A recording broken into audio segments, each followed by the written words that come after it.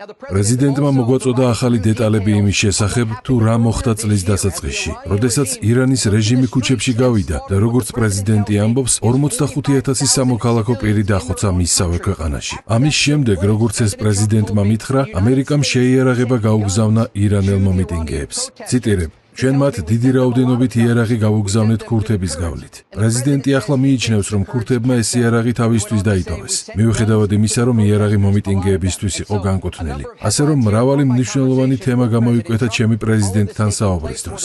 განსაკუთრებით იმის ფონზე, რომ უკვე თვეზე მეტია გასული ოპერაცია ეპიკური მრისხანების დაწყებიდან. ამასთანავე პრეზიდენტმა განაცხადა, რომ მას შემდეგ, რაც ცენტრალურმა სადაზვერვო სააგენტომ დაადგინა, თუ კონკრეტულად სად იმყოფებოდა ირანის ტერიტორიაზე ჩამოგდებული F-15-ის პილოტი, მან პირადად გასცა ბრძანება მფრინავის დასახსნელად ყველაფერი გაეკეთებინათ ამერიკის თავდაცვის ძალებს.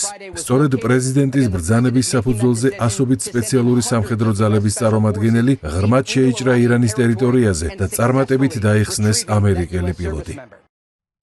გამოიწერე და გაიგე ამბები ლიბერალური ცენზურის გარეშე.